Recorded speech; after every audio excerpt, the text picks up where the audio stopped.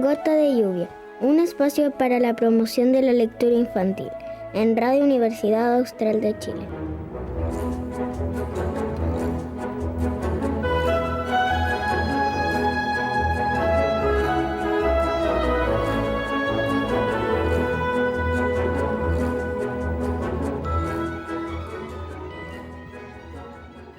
Bienvenidos y bienvenidas a una nueva emisión de Gota de Lluvia, este espacio para la promoción y difusión de la literatura y lectura infantil y juvenil. Hoy tenemos el agrado de estar conversando con un colega de historia, pero colega, profesor, un escritor de la comuna de Los Lagos, pero también integrante de la comunidad de escritores mapuches. Poeta, escritor, artesano, educador intercultural, una vasta trayectoria. Saludamos y le damos la bienvenida a Javier Milanca. Muchas gracias por estar acá. Hola Cecilia, ¿cómo estás? Hola a todos los que nos escuchan, Mari y Compuche también. Sí, aquí estamos, desde Los Lagos. Desde Los Lagos, entonces. Javier, la idea de invitarte hoy día, ¿cierto?, es comentar un poquito un proyecto que anda dando vuelta por ahí, circula, que tiene que ver Aylin Kimun, que es una comunidad educativa que de alguna manera, ¿cierto?, pretende y trabaja en función de la revitalización de la lengua mapuche y de la cosmovisión, ¿sí? Y conversar también, obviamente, en torno a tu obra. Entonces, partamos, ¿cierto?, primero contando qué es Aylin Kimun, de qué se trata este proyecto y cómo se mueve este proyecto. Ya, bueno, ese es un emprendimiento, como se le llama, ¿no es cierto? Es un proyecto que pretende vincular muchos espacios que estaban un poquito, que yo lo veía mientras trabajé, digamos, en la educación formal como profesor, muchos espacios que estaban un poco vacíos, que era tratar de enseñar y acercar a distintas personas, profesionales más que nada, desde ahí partió, al tema del conocimiento mapudungún que les pueda servir en sus profesiones. Esa era la idea, porque yo la tenía de alguna manera formulando. Me preguntaba mucha gente del área social, por ejemplo, trabajadores sociales, si les podía hacer talleres. De hecho, hice talleres de mapudungún, porque ellos trabajan con gente vinculada a la salud. También hice talleres, profesores y, por supuesto, otro tipo de profesiones que están vinculadas con comunidades o con gente que notaban que había una carencia en su formación académica, esta carencia sobre todo en estas regiones. Había una carencia de conocimiento de la cultura mapuche y ellos necesitaban. Entonces, me surgió la idea de crear un emprendimiento que ya estaba como funcionando, por eso le llamamos comunidad también, porque trabajamos con mi hermana y también trabajamos con otras personas que nos apoyan. Y principalmente la idea es esa. Mira, fíjate que es como una capacitación y un acercamiento a la cultura mapuche desde nuestra experiencia para acercar a profesionales. Desde ahí se fue, digamos, variando hacia lo artístico, pero principalmente era entregarle herramientas de la cosmovisión mapuche a profesionales que lo requieran. Uh-huh. Y en ese sentido, ¿cómo se gestiona esta dinámica, esta propuesta, Aylin Kimun, y cómo llegan a los espacios a los que van llegando? Claro, y aquí está el tema de la educación, que es lo que más se requiere hoy día. Entonces, surgió la necesidad y también nosotros estábamos ahí pendientes de entregarle, por ejemplo, lo que hace mi hermana Daniela, que forma parte de eso también, uh-huh. De entregarle a los niños, a los iyushu, como se llaman, a los más pequeños, que son ya jardines infantiles, a las cunas, y también por mi parte en la educación básica y media y sobre todo también a profesores. Entonces, de alguna manera yo me desvinculé de la educación formal, pero sigo trabajando en colegio, haciendo talleres de mapudungún. Trabajamos el tema del Huiñol Tripantu con algunos colegios, que algunos colegios tienen mucha voluntad de hacerlo, pero de repente uno los ayuda en el conocimiento, en estas cosas elementales que parecen, ¿no es cierto?, que son conocidas, dominadas por todos, pero que los colegios necesitan. Entonces, estamos trabajando con eso, vinculados todavía a establecimientos educacionales. Estamos también vinculados a unas comunidades que vamos a capacitar también, así que por ahí estamos trabajando y, por supuesto, nuestros focos han sido y serán los niños, las infancias, como se dice. Uh-huh. Y eso, ¿y por qué el foco en la infancia? ¿Por qué poner el foco en la infancia y en las infancias y en las juventudes? Principalmente porque como los requerimientos que nosotros veíamos en los profesionales que requerían, pensaban y querían aprender un poco, era para trabajar justamente con niños. Y los niños están en esta etapa, tú lo sabes muy bien, ¿no es cierto?, en esta etapa en que son una esponjita, ¿ah? Donde están recibiendo todo, están en un proceso de construcción neurológica, donde están muy abiertos sobre todo a los sonidos, a lo sensorial, y la enseñanza del mapudungún les provee de sonidos y cosas que le activan sus aparatos psicomotores que están en desarrollo. Entonces uno ve cómo le brillan las caras cuando uno le enseña la palabra peucayal, cuando le enseña marimari, lo que significa. Entonces nosotros vemos que es muy importante esto de, por ahí surgen discusiones, ¿no? De que, incluso gente, ¿no?, apoderados que han dicho que hay que enseñar inglés, hay que enseñar matemáticas, pero la idea no es que ellos salgan hablando mapudungún, la idea es que ellos tengan un contacto con otras culturas, que estos sonidos primarios que son onomatopéyicos están vinculados a sonidos, están vinculados a cosas, y eso es bonito, y eso les desarrolla mucho el proceso cognitivo que ellos están en crecimiento. Entonces, esa es una cosa de pensar que es una tierra muy fácil de proveer con buena semilla para que ellos sean unos futuras mejores personas en realidad. Uh-huh. Y tú trabajaste harto tiempo como educador intercultural, ¿sí? ¿Cuánto tiempo? Ahí trabajé como 10 años. 10 años. Sí. Y obviamente desde tu experiencia, desde tu quehacer y desde lo que hace hoy día a través de Aylin Kimun, ¿cómo percibes el proceso de revitalización de la cosmovisión y de la lengua, fundamentalmente mapuzungún? Sí, mira, cuando uno entra con bastante optimismo. Yo estuve en el formal, como digo, 10 años, pero todavía me considero educador intercultural, tal vez no en la educación formal. No en la educación, claro, formal. Yo creo que pasa por periodos. Yo entré en un periodo en que era bastante optimista, ¿no es cierto? Nosotros decíamos, esto se va a multiplicar, que esto va a crecer, que todos los colegios van a tener mapudungún. Cuando yo entré el año 2011, 2012, por ahí, a trabajar y a prepararme un poquito para ya a entregar la asignatura, era todo como hacia arriba, ¿no? Que venía la educación, todos los colegios iban a requerir educadores, iban a requerir el compartir el conocimiento del mapudungún, y yo lo veo que va con altibajos, porque nosotros nos preparamos para un requerimiento grande, porque venía un proceso y vemos que hay retroceso, incluso... no quiero nombrar algunas cosas, pero en algunos lugares donde yo trabajé después se sometió a votación si se entregaba o no el mapudungún. Entonces, algo que se había construido, que se había creado, finalmente dependía de la voluntad y no de una política, dependía de unas ganas de algunas personas, pero no dependía de un plan. Entonces, yo creo que hay altos y bajos.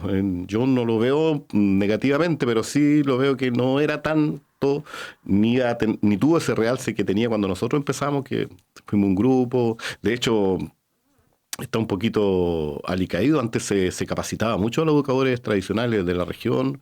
Hoy día hay muy pocas capacitaciones, hay muy pocas jornadas de encuentro de los educadores que hubo en un principio. Entonces también como que lamentablemente se mueven altos y bajos, que a nosotros nos gustaría principalmente que sean altos siempre, pero ahí está, es una batalla constante todavía. Imagínate que nosotros pensamos que ya era un avance, pero estos son con avance y retroceso. Claro. Sí. La historia constantemente nos está poniendo en nuestro lugar. Prueba, ¿Usted cree que avanzamos? No, seguimos en el mismo lugar. Claro. ¿Sí?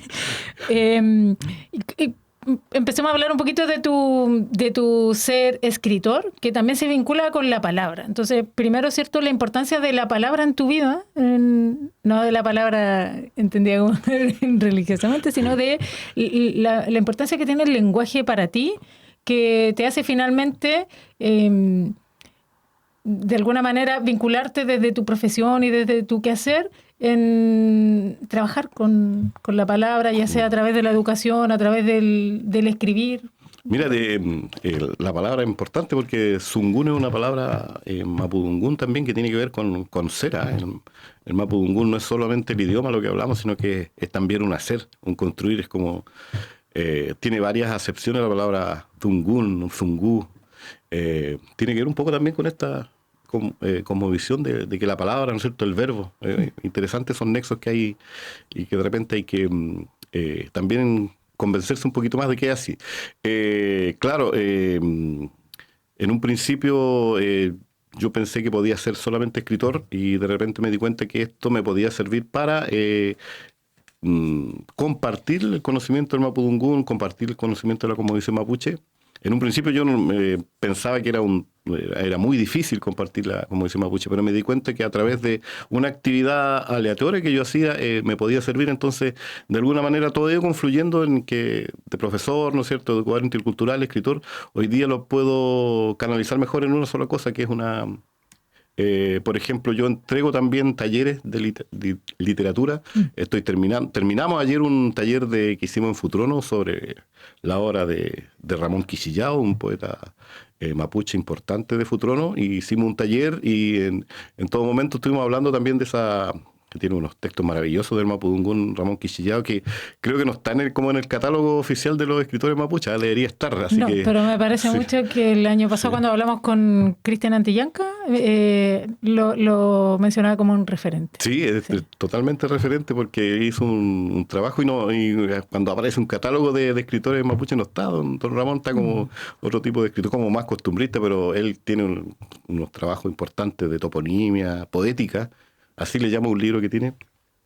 Entonces, fíjate cómo va confluyendo de alguna manera estas vocaciones en mi persona, en mi trabajo, que me hacen que, de alguna manera, la educación formal me fue apretando un poquito. Entonces ahora me siento un poco más libre de poder ejercer la educación intercultural desde un aspecto de libertad que enriquece el trabajo que hacemos. Así que, por ejemplo, doy el ejemplo del taller ayer en Futrono, que lo terminamos, que los chicos estaban bastante contentos y pudimos de esta manera con creadores, vinculamos la idea del paso de Pablo Neruda por Futrono, que es muy importante para la historia de la comunidad, de la localidad y todo el sector aledaño de la cordillera, con la obra de Ramón Quisillao. Así que mira, fíjate que estuvimos viendo un poco de, como dice mapuche, literatura, así que está bueno es que esto confluya también y vaya dándole energía y otra energía a la enseñanza de los talleres literarios y a la enseñanza del mapudungún también. Uh-huh.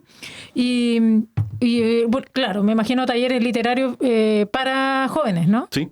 Había adultos también, sí, que también participaron, así que sí, era abierto a todo público. Ya, y ahí cuéntanos cómo te ubican para pedir estos talleres el foro. El foro WhatsApp Business. ¿Cómo que salía? En estos momentos no podemos atender. Claro, gracias por comunicarte. Estoy formulando a la página como empresa para darle un poquito más, porque uno tiene un poquito, como viene de la educación formal, tiene un poquito de miedo a estas cosas, así como de difundir una empresa, que en realidad la empresa... yo soy una corporación. Aquí está mi corporación. Está aquí. Claro. Cuerpo y corporación. Claro. Entonces, claro, tengo las direcciones ahí, Linkimun. Estamos en mercado público. Ese es un buen dato. Es un súper buen dato, porque de pronto hay instituciones que no pueden acceder como a... si no es por mercado público, por lo tanto muy buena... Sí, estamos en el mercado público, que es una forma de también postular y tener una posibilidad, porque a algunos, claro, se les restringe por los temas tributarios y todo eso, porque igual hoy día está controvertido y controversial lo de las fundaciones, corporaciones, entonces cuando ya hay algo ya formal es como más serio. Entonces... yo tenía esta idea del año pasado. El año pasado todavía estaba ejerciendo, pero ya este año, a finales del año pasado ya me decidí y este año ya estoy abocado a esto. Tenemos también más proyectos de alguna manera. Queremos hacer unos catálogos de toponimia. Estamos en este momento trabajando la toponimia, investigando, estamos en un proceso de investigación de toponimia. Y también queremos realizar unos proyectos de enseñanza de la toponimia y a través de la toponimia enseñar también mapudungún, que me parece que está un poquito olvidada, porque los textos de toponimia o trabajos de toponimia que estén vigentes en la región no hay mucho. Hay algunos que están con toponimias equivocadas, ¿no? Por ejemplo, por dar un ejemplo, que hablé con los autores del libro una vez y aparece como Riñihue, lugar de Coligüe, ¿no? Hay un tema ahí también de una interpretación que se hizo en algún momento y quedó, pero no es así, es lugar de Túnez, es Renigua. el río San Pedro, ¿no? Revitalizar también estos nombres, que el río San Pedro, nosotros, y digo nosotros porque cuando yo estaba en la universidad descubrimos en un trabajo que hice yo personalmente, descubrimos que el río hasta Antilgua y más allá se llamaba Guasalasquén. Ajá. Así que fue un trabajo de la universidad que nos permitió, y de alguna manera desde ahí me quedó esta idea de la toponimia, de recuperar estos nombres ancestrales y ponerlos, y a través de la toponimia enseñarle a los niños y también a los grandes. Y sabe que se forma algo bastante interesante porque la gente empieza a aportar. Yo lancé unas cápsulas pequeñas como prácticas, así tipo trabajos sonoros radiales, como cápsulas radiales, las lancé en las redes sociales y la gente empezó a llamar, mira, yo he escuchado esto, me daban otros nombres, interesante. Entonces, como que se olvida uno de la toponimia, pero la toponimia también es bueno, está, como decía, la literatura, la música, y hoy día la investigación histórica de la toponimia, que es muy, muy interesante. Y vamos a la literatura. Ya. Tú eres cuentista, cuentero, poeta. Sí. Cuentero. Tienes tu libro Champurria, que es un libro que tiene 2 ediciones, 2, 3, ¿cuántas? 2 ediciones. 3 en realidad, porque tiene una peruana. Mira, 3 ediciones. Una versión peruana de Champurria. La sacaron en Perú. Esta es una edición y quedó bastante bonita y también tiene mucha difusión porque allá están... las literaturas indígenas están en auge, que ellos están escribiendo libros completos, enciclopedias, tesis en quechua, por ejemplo. Ya. Es que tienen otra relación también con el mundo indígena. Claro, ahí ocurre otra cosa, mira que ellos están recuperando el idioma, pero son distintos pueblos, como lo que me tocó ver una vez en Guatemala, que son distintos pueblos que defienden un idioma. Hay un idioma que los une, pero son distintos pueblos. Yeah. Acá es como pueblo y idioma, claro. Una sola cosa. Cada pueblo tiene su... Claro, entonces en Perú lo entendían perfectamente, me acuerdo, cuando uno lo conversa, ellos lo entienden porque también conocen la historia, digamos, del área andina, pero en Centroamérica como que no se entendía mucho. A mí también me costó entenderlo un poquito, como ellos decían pertenecer a una nación, pero hablaban un idioma que con otros compartían, que a uno le da la idea de que idioma y nación son procesos complejos igual de la historia, pero desde la recuperación del idioma ellos van construyendo su pasado también, y hay escritores y poetas, ahí pude conocer eso. Bueno, esto del área andina, esta editorial peruana sacó el libro de Champurria y por supuesto que le llama mucho la atención. Lo ven como, y eso es bueno, que ven que hay un florecimiento, claro, de la literatura mapuche, la escritura mapuche muy grande, y a ellos les llama la atención y nos convocaron para publicar. Este de Champurria, claro, por ahí saqué, también ando con este libro que es una edición cartonera. Una edición cartonera que en Argentina es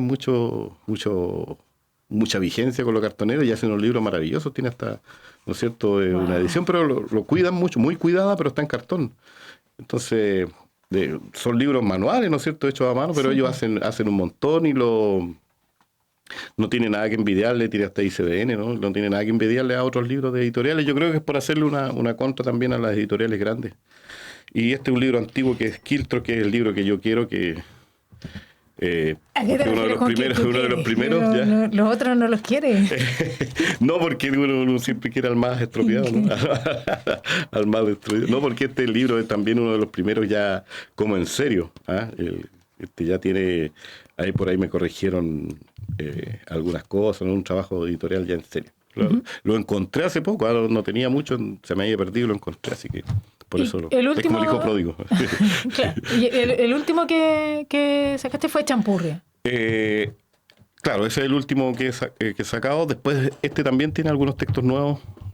Cada día tiene su afafán. 2017, sí, 2017. Claro, tiene algunos textos que ya no son tan nuevos, ¿no? Y este año ya estamos preparando uno que se va a llamar Pichiepeu, que es un tema que siempre me preguntan también, porque el tema del relato corto es algo que se trabaja mucho en las escuelas, que se estudia mucho en otros lados, y yo escribo relatos cortos sin la intención de ser especialista en microcuentos, pero el relato corto, como me invitaban harto a leer, daba como sentido, entonces uno podía leer en un auditorio un relato breve, y por ahí lo bauticé como Pichiepeu, y siempre me llamaban para preguntarme a los Pichipeu, qué eran los Pichipeu y todo eso, así que el libro que va a hacer ahora se va a llamar Pichipeo, va a tener precisamente relatos, solamente una compilación y nuevos textos de relatos breves. Eso te voy a preguntar, porque además tú tienes un blog, tenía, Uy, sí, qué tiempo que sí, ahora no me acuerdo me cómo parece entrar. que Chuta, no. Fotolog también. Me parece, no, pero tenía un blog donde publicaba constantemente Pichipeo. Sí, Pichipeo, claro. Y era bien entretenido porque historias cortas, claro, muy contundente esa era la idea, ¿no? De publicarlo en cosas breves. Y la idea era también publicarlo en Auditorium, y también en un momento me decía la gente que quería leer, por ejemplo, en un viaje. Entonces también era bueno leer un texto potente, trabajado, que fuera accesible así al momento. Hoy día que estamos en una sociedad vertiginosa, ¿no? Así que... donde todo es rápido y breve. Claro, lamentablemente. Y quisimos, por supuesto, ahora abocarnos a uno que se llama Pichipeu. Así que... Pero, ¿y ahí recopilas parte de lo que tienes ahí? Poquito. Estaba viendo, sí. La idea en un principio era recopilar solamente Pichipeu, pero lo fui sacando porque dije ya hay unos que ya están muy, muy viejos, muy recorridos ya. Así que al final me quedaron poquitos. Me quedaron como las sandías caladas, que dejé unas sandías caladas ahí, pero la mayoría que van a incluir son nuevos, trabajos nuevos que están en el blog, que no lo publiqué en ese blog también. Por eso el otro día quise rescatar y... No me dio la clave, no sé, parece que se perdió la clave del blog. Ya no, como que el blog. Pero está el registro ahí, porque habían algunos que de los computadores se habían perdido y los recuperé del blog. Así que yo creo que en diciembre va a estar, ojalá, sí. Le voy a poner un poquito de pila para que esté ya antes de fin de año. Y tengo otro libro más grande que ya ese lo estoy madurando hace tiempo, y ese se va a llamar Guñolche. Es un libro ya que va a tener estos Pichipeu nuevos también, pero tiene otros textos de más largo aliento, hay otras ideas ahí. Era un libro que yo lo iba a publicar antes del estallido, fíjate. ¿Ya? Se llama Guñolche, que son cuentos de gente que vuelve, es el concepto. ¿Ya? Me encontré en el andar en el mundo mapuche que había un deseo de los jóvenes mapuches de volver a su tierra, de volver a recuperar su identidad mapuche. Siempre estaban hablando de la vuelta. Y un día en una conversación en Lago Ranco, por ahí con un chacha, que es una persona más antigua, dijo que eso se llamaba huiñolche, gente que estaba volviendo, y que era una parte fundante de la cosmovisión mapuche el volver a la tierra, volver al lugar donde se nació. Claro, igual la cosmovisión es cíclica. Exactamente, claro. Entonces, yo había tratado de buscar ese concepto con una palabra mapuche, pero no lo encontré, y este chacha que habló de Huiñolche, Huiñoltún, me dio como la idea, claro, eso es vuelta, ¿no es cierto? Vuelta, como una eterna vuelta. Por ahí en ese libro que voy a publicar se va a llamar Huiñolche, y hago una parte, se va a llamar Nietzsche, por esto del eterno retorno, y hay un personaje que tiene una teoría de que Nietzsche era mapuche. Nietzsche, mapuche. Entonces, también ese juego por esto de la cosmovisión de volver. Ese libro ese lo voy preparando hace tiempo, y ya el otro año quiero ya darle y terminarlo, porque es un libro ya más de largo aliento. Entonces, por ejemplo, Pichipeo es un trabajo que quiero mostrar, que está como pendiente, pero el otro libro es el que le voy a poner así como champurre, le voy a poner todas las fichas. Como más cabeza. Claro, más cabeza, sí. Por eso me he demorado también en ese. Y cuéntanos un poquito cómo es tu proceso de escritura. Ya, mira, porque en tus textos hay un rescate, obviamente, de la cultura, de la vida, de la forma de vida, en todo sentido, del ser mapuche, ¿no? Claro, ¿sí? Claro.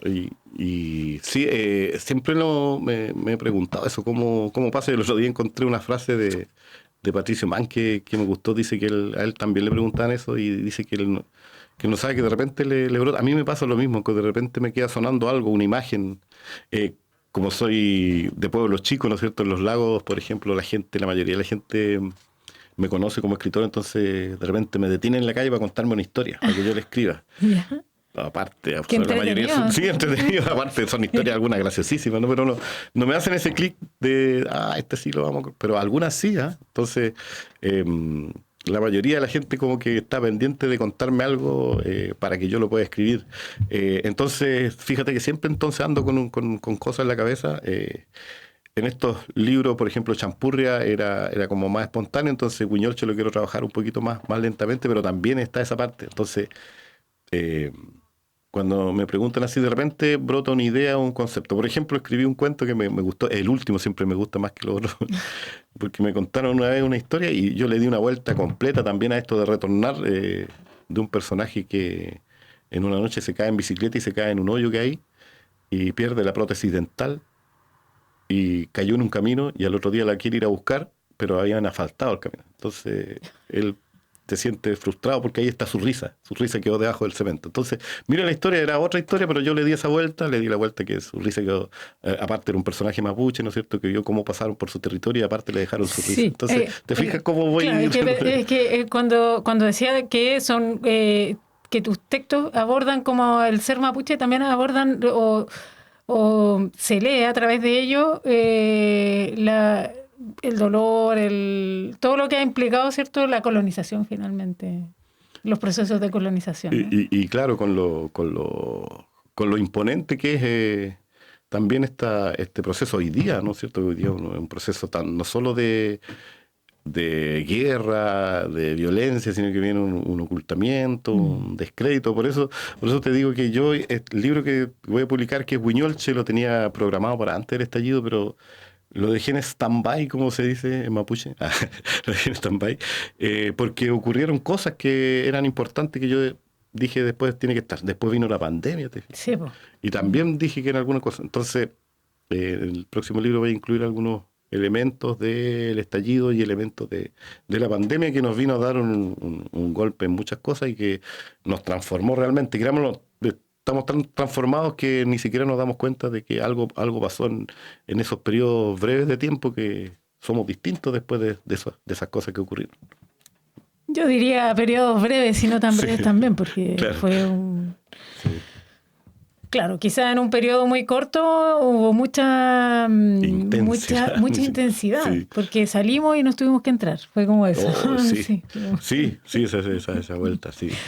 Pero sí. Te fijas que todavía no está todo dicho, todavía está ahí, va avanzando, en veremos, sí. Entonces, de aquí a fin de año vamos a tener novedades el de nuevo lanzamiento. Pichipeo, y eso ya está en editorial, está en proceso. Sí, ahora en la mañana estaba hablando con el editor que lo estaba revisando, estábamos viendo la extensión, me decía que podíamos agregar otras cosas más y que estamos en esa parte, ya están caminando. Sí. Oye, y ya nos va pillando así como la hora, siempre se hace corto. Sí, se hace corto. Sí. ¿Nos deleitarías con una lectura? Ya, voy a leer aquí. Para los que no han tenido el placer y la posibilidad de leer a Javier Milanca. Sí, y también contarles que, bueno, en la parte de la faceta de músico, estoy promoviendo un proyecto, antes de terminar el proyecto musical. ¿Ya?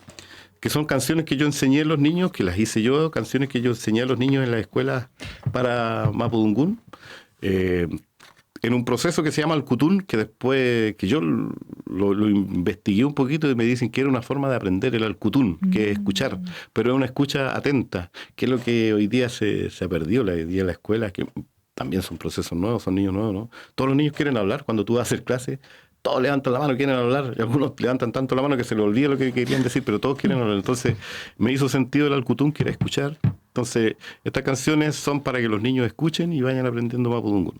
Son 6 canciones que ya las grabamos, las vamos a grabar, las grabamos en formato Tiny Desk, que es grabar en una biblioteca. ¿Ya?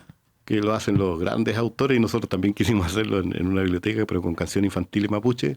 Lo hicimos en el entorno de los lagos, en el entorno natural, y va a ser distribuido por Jauría Film, que es una distribuidora de material educativo mapuche y de música mapuche.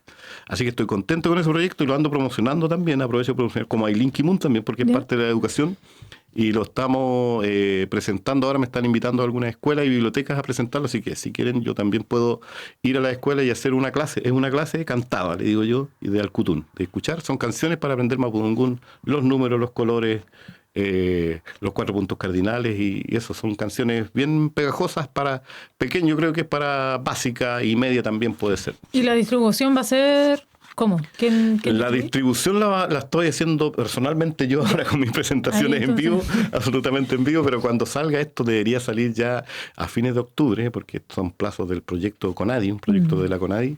A fines de octubre debería ya estar el material, vamos a tirar algunos videos de promoción y de ahí vamos a arreglar esto de tratar de difundirlo en las redes sociales de música, Spotify creo que se dice, ¿no? Sí, Spotify, sí, Spotify, Spotify. Y también en YouTube. Y la idea es compartirlo también en otras páginas y soportes educativos. Así que ese proyecto está vigente, está en ejecución, así que... está en la puerta del horno. Está en la puerta del horno y se está funcionando y de hecho la otra semana voy a ir ya a una escuela de los lagos y también tengo una visita a Lanco y también tengo una visita a Futrono también al Cutún con el proyecto musical. Ya. Ahí Link Kimuna entonces, o Javier Milanca también, ahí para que lo contacten y puedan invitarlo, digamos, a presentar su trabajo musical y literario. Al Cutún. Al Cutún. Un proyecto musical interesante también. Bueno, voy a leer uno breve también, como por ejemplo Pichipeu. Esto está aquí, va a salir, por ejemplo, en el Pichipeu. A ver, ¿a qué hora pasan este programa para ver si se puede leer? A las 7. Ya, no, entonces voy a leer otro. Marie Puchangul. Sara Lemuñir, hija de Railemu, nieta de Trailaf, no quería nunca que ojo ajeno le viera los pies, pues tenía 6 dedos en cada uno y le estallaban a plena vista y sin paciencia, como si fueran una docena de porotitos rojos. Purrucaba, con bototos purrucaba, dormía con calcetas, dormía, y en el río se los untaba con greda, se los untaba. Nada podía convencerla de que el ahínco numérico de sus dedos fuera un alarde de buena fortuna, y por eso pedía en las noches que el sobrante se le enredara en las lianas rastreras, que un hacha se los cortara a raíz meñique, o que un ratón providencial se los masticara como si fueran semillas de guarda. Y, puesto que en la vida nunca faltan los casos, cierta vez en una protesta por los hermanos prisioneros, se armó tal trifulca que se vio obligada a defenderse como lo haría una quique arrinconada. Ahí vio entonces que tenía dotes de equilibrio y potencia de cernícala, pues a cada carrera sabía el momento musical de estampar con toda su fuerza potentes puntapiés a todos los pacos. A cada patada, Marichigüeo y Afafar estallaban de la gente, y algo se revolvía en su espíritu. Desde entonces, Sara Lemuñir, hija de Railemu, nieta de Trailaf, sabe cuáles son sus talentos: aliviar caminando descalza la columna calvárica de ancianos reumáticos, y estampar con fina prepotencia sus cruentas patadas de mula certera en los traseros inoportunos, gentileza de un universo que no sabe de matemáticas, pero que siempre tiene la fineza de saber en el justo lugar donde 6 más 6 deben ser 12. Muy bien. Bueno, esa es la pluma de Javier Milanca. Ojalá no tenga repercusiones en la palabra Paco, viste que no. Ahí está, pues. Ahí está la pluma, ¿cierto? Este componente también, hay un componente de humor bien agudo y significativo que tiende a aparecer en tu obra. Sí. Estamos en el tiempo, Javier. Tiempo? Sí, ¿Ya? no se hace nada. Mira, podía traer algo de Ailín Kimun del Cutún, pero todavía no está, digamos, con la alta calidad de grabación, pero también va a salir algo así como bien editado para que sea difundido en las radios y en todas las redes y soportes, aplicaciones, app que puedan difundir también la música que estamos trabajando y repartiendo en lugares donde sea necesario. Perfecto. Y antes de cerrar el programa, no te arranques porque tienes que hacer un juramento. Sí, a ver. Sí. A ver. Escucha con atención. Gota de lluvia de José Emilio Pacheco. Una gota de lluvia temblaba en la enredadera. Toda la noche estaba en esa humedad sombría que de repente iluminó la luna. Javier Milanca Olivares, ¿juras hacer lo posible porque tus letras, tu palabra y tu trabajo sean esa luz de luna que iluminen a los niños, niñas y jóvenes de nuestra región? Oh, sí, qué bonito. José Arreola es un gran... sí, por supuesto, prometo, juro y rejuro.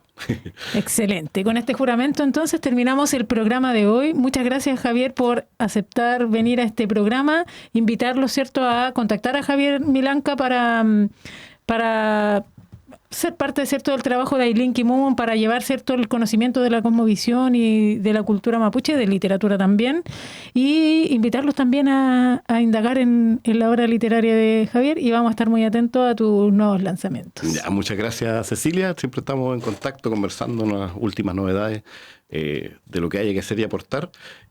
Interesante el trabajo con los niños, con las infancias, y gracias a la radio por estar aquí, que nos permita conversar, charlar y comunicarnos. El Zungún, que circula el Zungún. Seguimos, po. Sí. Eso. Chao, chao.